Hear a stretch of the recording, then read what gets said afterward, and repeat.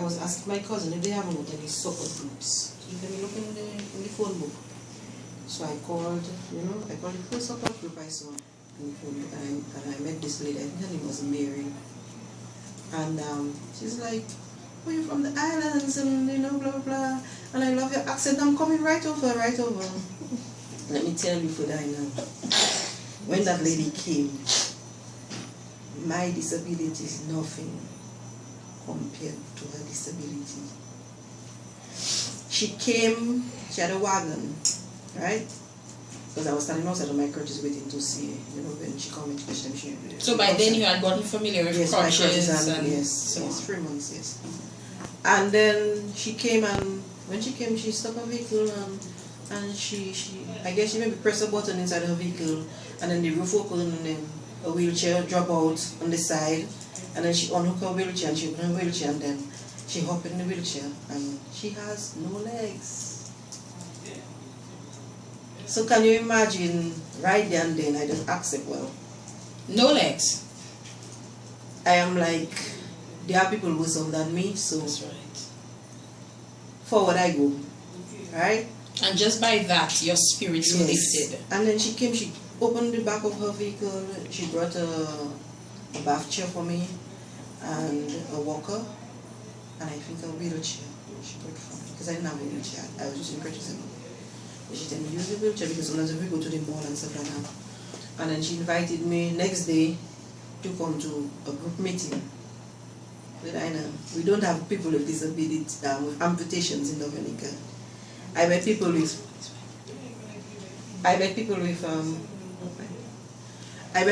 no arms, no legs. They have prosthetic arms, prosthetic legs. I met this guy, he has no arms, no legs. And he was like 54.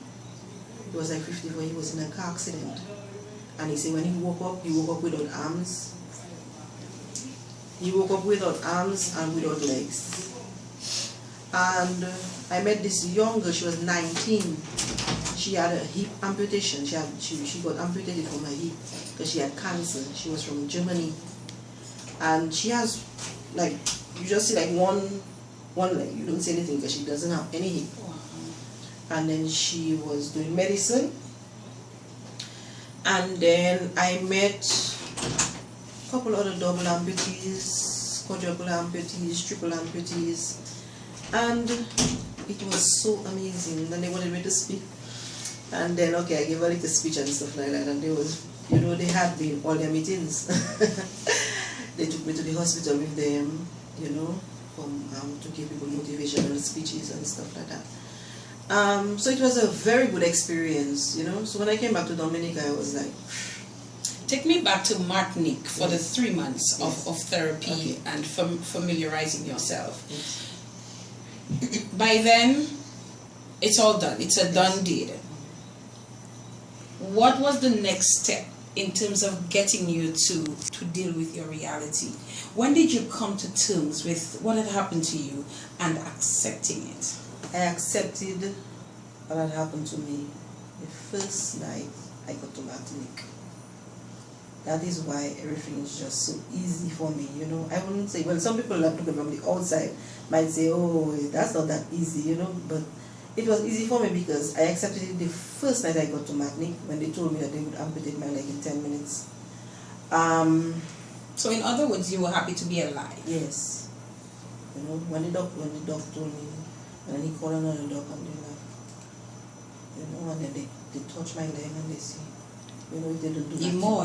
Yes, if they don't do that. Yeah, more. And you know what they asked me? If I came from an animal hospital. No, we tell the animal.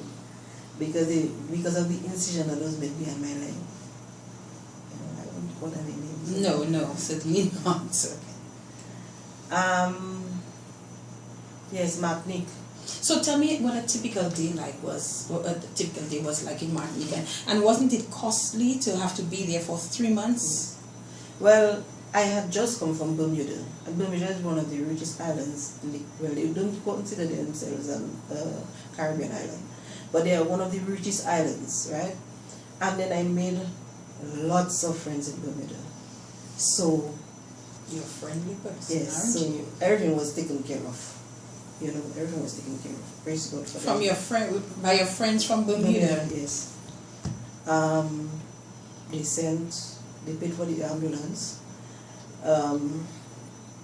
They paid for my stay in Martinique. I had to get daily injections for the blood clot, so I don't get blood clot. That cost like 200 and something euro or whatever. It was very expensive. And I had to get that for the 3 months I was there. You know. And then I had to get a nurse to come to give it to me because I stayed in the hospital, I think, for a month after I had the second augmentation, and then I had to rent out somewhere to stay for the balance of the time. But my friends in Bermuda was very good to me at that time, you know, and I got quite a good help from them and stuff. And then people was always calling me, you know, I had so many friends and everybody always there, and you know, so it's like I was never lonely, you know. I never had time really to think about, I lose my leg and feel sorry for myself and start to cry, nobody not there for me and stuff like that, you know. So it's like my mom was there, you know. Imagine further, imagine, something just crossed my mind there. I stayed in the hospital for a month. I couldn't bathe myself really. And you know when I went to the house, I went to the bathroom. So there was somebody bathing you in the hospital? Because they gave me a walker in the hospital. And you know when I went to the house, I was like, you know what?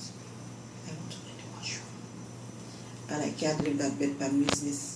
I just get up and take the walker, and I start to walk and I go in the bathroom. It was a little struggle for me because I still had the bandage on my leg and stuff and stitches and stuff. But it was I think all that prepared me for today, you know, for who I am today. Plus my life when I was younger too, you know, I never really had it easy to say, you know, easy. My mom always was a person that always struggled in the first and always doing something. On the hustle. So it's like, you know, we learn to hustle young, you know, and not depend on people. So I always had that kind of a thing in me, you know, because I started working very young too. When I was 13, 14, I started working. So all that helped me, you know. When I went to Bermuda was hard at the beginning, because Bermuda doesn't like Dominicans. You know, like how your neighbor would give you a fig and, you know, somebody give you a free ride, and, you know, I learned the hard way for the first 6 weeks. I learned the hard way. But then I make myself, you know, I go to school. Dr. Donald Peters was the vice president at that time. And then I go to speak to Dr. Donald Peters. They put me on attachment. I was a secretary there for my 2.5 years. So it was all that prepared me, I think. All what I went through before, I think it prepared me for that loss of my leg when I was 27. That's why we should always say that we cannot question God. Yeah. You know, whatever he does, he has his reasons. Everything happens for a reason. I'm listening to you, and you know, it took me back to when my own dad got his leg amputated, and I know how difficult it was for us to deal with. I remember when we were initially told that the leg, well, here I think they had already decided that had to be done, yes. But we could not accept that, yes. So you know, we wanted to send him across to Martinique, yes. And when he got to Martinique, similar to you, I think by the next day they said they had to amputate the leg. And I remember when they called us, my stepmom who was with him called and told us, you know, look what the situation was. I remember being very emotional, you know, crying, couldn't understand, you know, why that had to happen. I mean, isn't there something you could just inject his leg and everything will be, yes. Fine, you know, that kind of thing. But what was very hard was when he came back on the boat. We went to pick him up, and when my father was coming off, I could not look. I turned away and I went away from the port, and I stayed there for a while, and I think I probably only took a look at what his leg, yes. looked like being bandaged when he got home. And I remember getting very emotional and crying about it, because I could not imagine, you know, what life was going to be like for my father without his leg, because my father was a very active person, you know, involved in his community, always all over the place, you know, doing things. So it was not me. Yes. It was, I think, my blood, my father. I think the people around me took it harder than I did. I think that because might have been. my mom went through a small depression after I lost my leg, you know. And then my friends, it was just crazy. You know, everybody was, I think everybody around me took it harder than I took it. And you didn't go through that depression stage. No. You are an amazing woman. But I pray a lot to her, so. Somebody actually just posted, I think, is it on the Facebook page that you always put some nice spiritual message on Facebook. So I guess you're keeping the positivity, and you believe in somebody might be angry with God and say, you know, why did you put me through that? Yes. But you're not, clearly. No. Because I think that's my that's what I am here for. I believe that with my amputation and what I have been through, I can help a lot of people, and I have helped a lot of people. Because I do a little counseling sometimes. You know, some people come to me for counseling and stuff like that. And then I'm like, imagine if you had one leg. You know, you have two legs and you wonder why this happening to me and why that happening to me. And I'm like, imagine you had one leg. You woke up one morning and you had one leg. What would you do? I cannot imagine it as we speak. Exactly. I am being very honest. I'm being very blunt here. Exactly. And I guess the listeners are probably also thinking about it. Yes. Imagine if tomorrow morning I wake up and I have one leg. What would I do? I don't know what I would have done. Right. So why complain if you have two legs? That's right. You couldn't have said it better. Right. So you came down from Miami, and all of this time, I guess you learned to walk with your walker. I got a prosthetic as well when I was in Miami. Oh, you got a prosthetic while you were there? I got a prosthetic. I got my first prosthetic 2001, I think. Yeah, I got a prosthetic. I came down a month after I got the prosthetic because I did a little physical therapy, etc., etc. They gave me a lot of material because remember, in those places there, it's different than Dominican for people with amputations. So I had a lot of material. I had a lot of DVDs and stuff, you know, which I shared with the physical therapists at the hospital. I watched some of them, but I really like to watch depressing things, so I rather watch exciting things. So I just gave everything to her because I really didn't want to go back to losing my leg and all that story, you know. So I came back to Dominica. I sent out some applications. I went to a couple interviews, and you know already the stigma. Most people send back saying that I'm on no fire, vacancies, no vacancy and whatever. And I stayed in Dominica for a little while. I think I worked at DHTA. I think it's in 2003. For the first 6 months of the reopening the office, I was the one that started everything up with the office and stuff like that. That's when Sam was the president. Sam Raphael. Yes. I stayed there 6 months, and I met my present husband. Alright, so we need to get to that. And then I got pregnant with Tristan. But with DHTA, they was trying to get funds and stuff like that, and just giving a little time, so they didn't really have money to pay salary and stuff like that. So they took on somebody that they would have to pay less for the time being, and in that because you were qualified. Right, that's qualified. But that's why they got the funds anyway, because of my qualifications. Because they was asking to get somebody that qualified, so that they could give the funds from EU and from St. Lucia or something. I can't remember the body from St. Lucia. But then in that short space of time, when they told me that I had to go home for a little while and stuff like that, I got pregnant with Tristan, and then I went to New York. Was that your first job? My second son. Your second son? My first son I had him when I was 19. Oh yes, you did say that. You did say that. So let us talk about the personal aspect of your life. And I mean, we will not get too deep into your personal life. You can share as much as you want to share. You can ask anything. You know, I tell you. One thing my guests have a lot of confidence in me. They always say you can ask anything you want. I know somebody on Facebook, you remember, post, Dina, leave no stones unturned. I don't know what I don't know what she meant by that. She doesn't like her trouble. So, you had your first son. Yes. And how did he feel about what happened in terms of your fall my leg and your amputation? As I said, did he understand? As I said, the was loss of my leg affected people around me more than it affected me.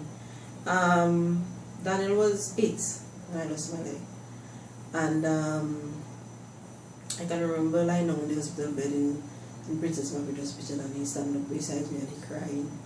I told him, "Mommy, what happened to you? What happened to you?" And whatever. I couldn't even explain what happened to me because I didn't know at that time. And then when I went to Martinique, my mom had to bring him to Martinique because he wasn't focusing. So she had to bring him to Martinique. So he was in Martinique with my mom, coming to the hospital every day and stuff like that. I think losing of my leg affected Daniel more than anybody else. Yes. It affected him with his school because I was a major part of his, of his school and stuff. And then after I lose my leg, I had to be moving, from Martinique into Miami, and every time I move, I have to be moving with him, because my mom wasn't in no state. So he was with you in Miami? Yes.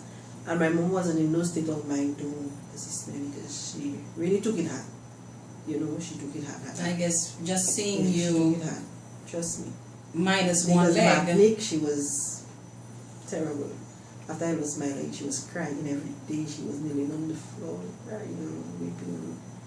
My daughter lose her leg, and what I tell her now? You'll be fine. Behave yourself now. So you met your husband even after you lost your leg. Tell us about that. Give us that story. How did that happen? Well, meaning, how did you meet your husband? Yeah. My husband was a neighbor. For where I was living in Boys Avenue.